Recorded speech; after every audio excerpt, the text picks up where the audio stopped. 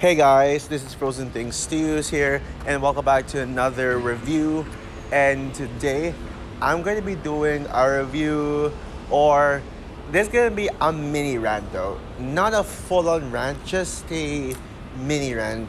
Well, yeah, I'm going to be doing a review or mini rant on Beauty and the Beast, the live-action remake from 2017. So, Beauty and the Beast is a live action remake to an animated classic that came out in 1991. And this version came out in the year 2017 and is directed by. Who the hell's director again? Yeah, who the hell directed this again? Oh yeah, but well, from what I know, it stars Emma Watson, Dan Stevens, Luke Evans, Josh Gad, Ian McKellen, I oh yeah, Emma Thompson is in this. Yeah, I don't remember much of this. And so basically, the plot for this movie, it tells a story of well, just the retelling of the 1991 story. You all know what the story is. I mean, there's no one. But for those who are living under a rock and don't know Beauty and the Beast, it tells the story of this named Belle, who's just some ordinary princess who doesn't want a love interest. She just someone just so fascinated by humanities, like literature, that she loves to read books and just sing. And then one day this named Gaston just comes out to Belle and wants to marry her, but Belle says no because she's uninterested, and then Gaston just come get you. And then one day the Beast kidnaps Belle and takes her as a prisoner. Well, technically, it's the father that got kidnapped by the Beast and taken as prisoner, but then Belle saves her father by volunteering to become the Beast prisoner. And one day, Belle realizes that the Beast actually has heart, and he just became the Beast. He was a prince cursed to become a beast as a punishment for being selfish, and now Belle pretty much just learned to appreciate the beast, and also it's also learned that the Belle is what makes the beast. Belle is the answer to breaking the curse. Yeah. So yeah. Now, yeah, I'm sure y'all know how beloved the 1991 version is. Yeah, that is often regarded as the best Disney movie of all time. Like, people would regard it as the greatest Disney movie ever. Now, yeah, to me personally, it's not my favorite Disney movie. Like, y'all know that goes to Frozen 2. I will say it is one of the best made Disney movies. Although it's not even my favorite Disney Renaissance movie. In fact, I don't know if I even put it in my top five. There are actually better Disney live action better Disney Renaissance films like Mulan, Tarzan, Hunchback of Notre Dame, some others. But yeah, it's definitely one of the best, and of course The Lion King, which I know it's kind of debatable if people would prefer The Lion King or Beauty and the Beast. I know a lot of people who say Beauty and the Beast is better than Lion King, but to me personally, The Lion King is far superior. Uh, the Lion King is better in my opinion. Oh yeah, also forgot to mention Aladdin. Aladdin is another movie I prefer over Beauty and the Beast. So that's kind of a hot take that Beauty and the Beast is not in my top 10 favorite Disney movies. Not even the top 5 Renaissance era. But I will say that even though it's slightly overrated, it's still a classic that is worthy of a Best Picture. It sucks that The Lion King was not for Best Picture though. But yeah, Beauty and the Beast is just one of Disney's biggest most passionate films they've made, and it really shows how passionate they were. Many people say that Belle is the best Disney princess. I would say that she is one of the best Disney Renaissance era. I would say that I will admit that Belle is probably the best Disney Renaissance era. Maybe I'll find new appreciation for Beauty and the Beast rewatch it soon, but I just don't know when. Maybe this November. But yeah. But one thing's for sure, we can all agree that we did not need a live action remake for this movie, because and yeah, if you guys don't know, I am actually part of the Disney live action remaking base. Yeah, yeah. Don't get me wrong. There are some really good Disney live action remake or adaptations. Like Cruella is easily my favorite of the Disney remakes. It's more of an Disney live action adaptation, but it's still kind of a remake. Like it's technically 101 Dalmatians prequel, which could have been done as animated, but yeah, I mean that one just did something unique. And then you also got the Jungle Book, which most people loved because of just how it just because that it just shows how well how well done remakes can be. And it just came out at a time when people just like these remakes and just didn't hate it. But yeah, didn't hate it. But yeah, but nowadays people are salty about these live action remakes. They say that these live action remakes ruin Disney. Yeah, and I feel like that. Yeah, Disney live action remakes to me is what ruins Disney's reputation. Like that's I feel like these remakes are the ones that get people to hate Disney. But it sucks that but it sucks that that the Disney revival era, the MCU, modern day MCU, and Lucasfilm though gets more hate than these live action remakes. I hear so many people say that the Little Mermaid is better than Ariel. Still haven't seen the Little Mermaid yet, but no way it's gonna be better than that. Don't convince me that the movie. And also, yes, that's actually why I decided to review these Disney live action remakes, because I'm about to see Little Mermaid the remake soon, and I feel like I should just get myself ready for it by just by just putting myself through these Disney live action remakes and see if I have some opinion changes to them, see if there's anything or not. But yeah, or not. But yeah, Beauty and the Beast is just the remake. I know this movie has a fan base. People say that this is one of the best Disney live action remakes. But in all honesty, yeah, this movie is not very good. I'm sorry, but I think this is a pretty bad movie. And honestly, don't get me wrong, I wanted to give this movie a second chance. I tried to watch this movie with an open mind. I am a massive fan of Emma Watson. She is one of my favorite actresses. Hermione is without question the best Wizard in the World character. And I also love her in Little Women. 2019. She was one of the best characters in that movie. So yeah, of course, yeah. So I wanted to give the benefit of the doubt. And I will admit though, I only disliked her bell just because everyone else did for some reason. That's kind of true. So I kind of gave her character a chance, Emma Watson a chance. I will admit though, I actually like Emma Watson as Belle now. I will give it that. And yes, there are some positives about the movie. It's not a complete disaster. It's not a complete disaster or anything. It's not 100% like an irredeemable disaster, but yeah, it's just not good at all. But I will say that I actually now defend Emma Watson as Belle. I think she's not that bad. Like Emma Watson is not that bad of a singer. People say that she's the worst singer of all time. Really? Like, do you mean over Justin Bieber or Nicki Minaj? Like, really over them? Like, you think Emma Watson is the worst singer, even over some garbage celebrities like Nicki Minaj, like those atrocious female rappers? I mean, and honestly, even Emma Watson's voice is better than Halle Bailey's voice.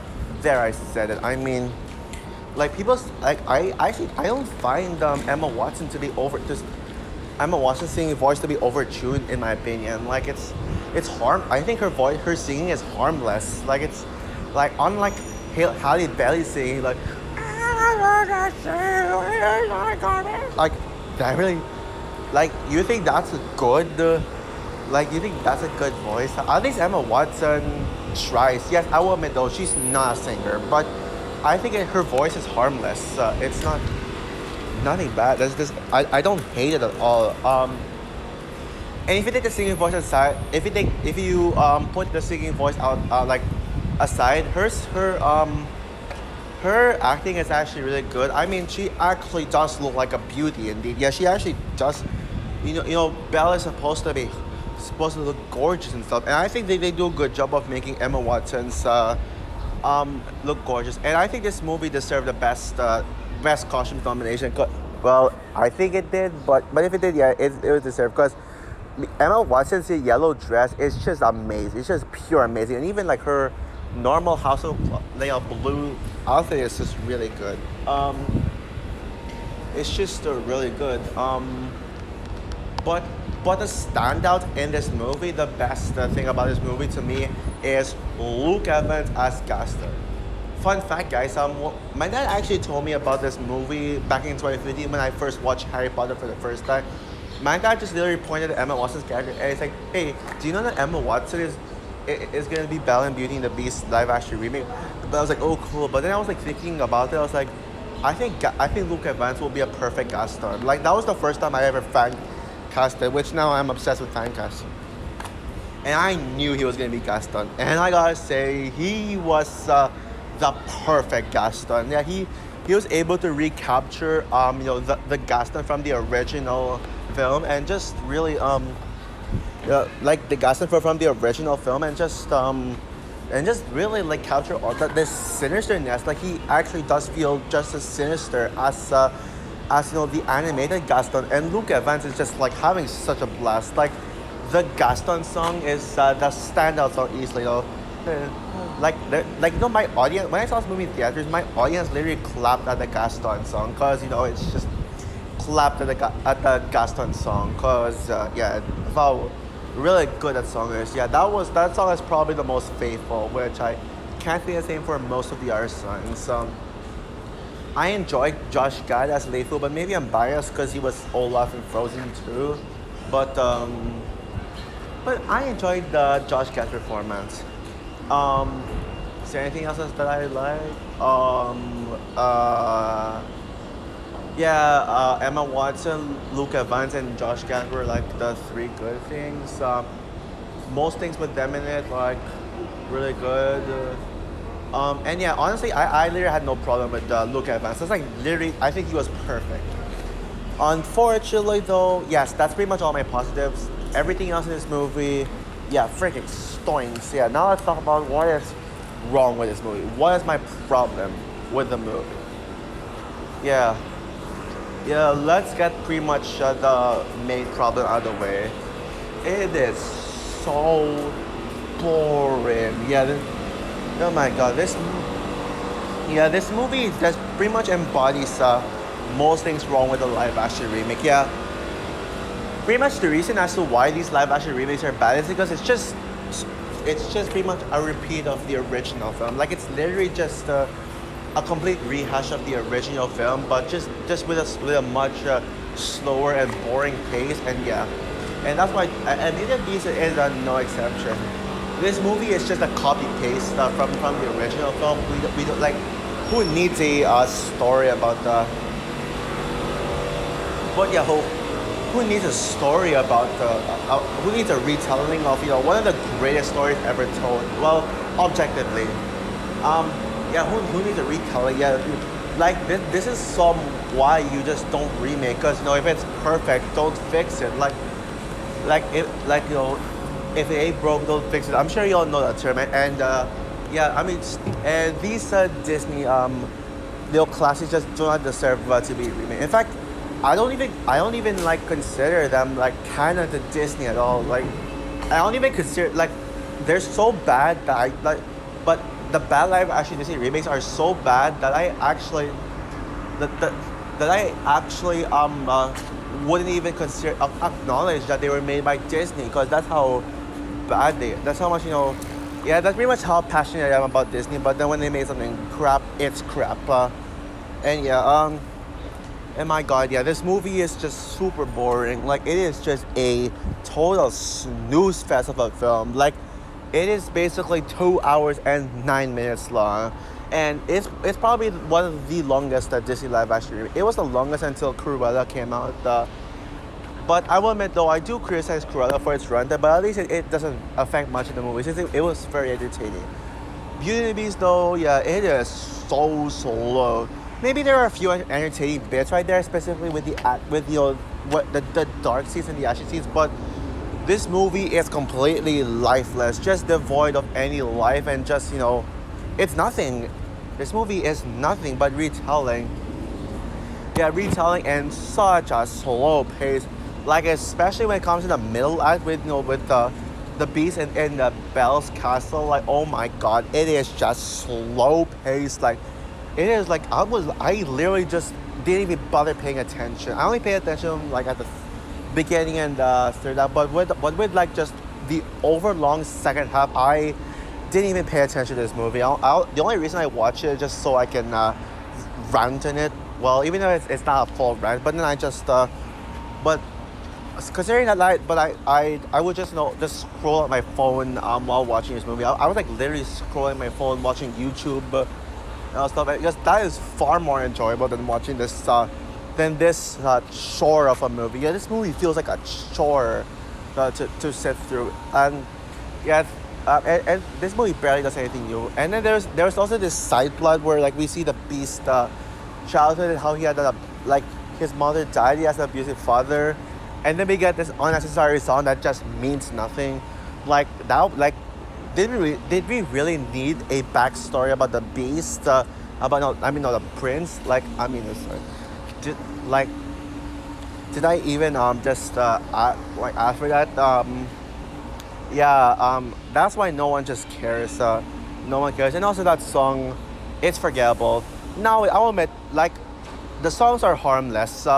Belle's songs are harmless. Yeah, Belle's songs are harmless.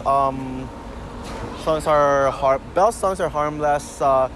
Gaston is amazing. I love the Gaston song. Beauty and the Beast is also but the new songs are completely forgettable. Like I don't even remember a single line in the song. It's just that forgettable. But the biggest problem I have with the movie. Oh wait, no. Let's just talk about one more thing first. The production design is. The production design is lame. Like the castle is just so boring. Even the animated film, has a much grander looking castle than this empty void that is a castle.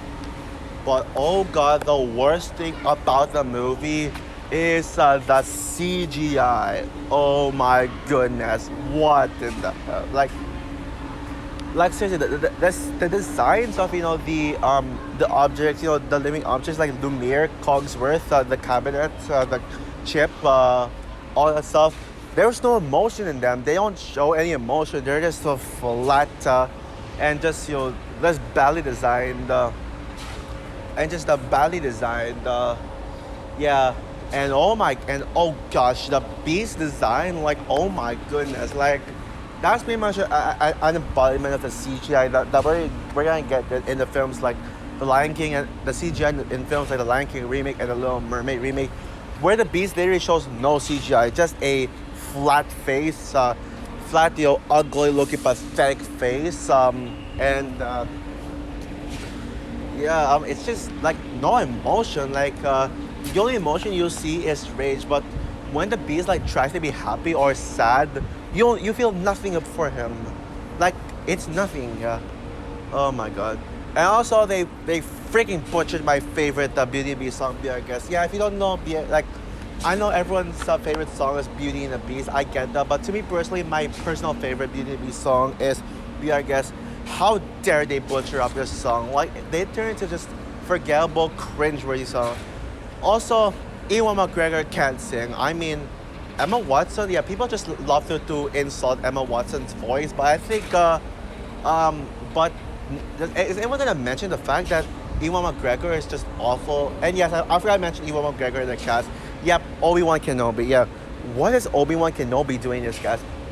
Oh yeah, and speaking of the actors, yeah, besides Emma Watson, Luke Evans, and Josh Gad, everyone else in this movie just gives us such an effortless, slug of a performance. It seemed obvious that they didn't want to be in this. Yeah, you know what?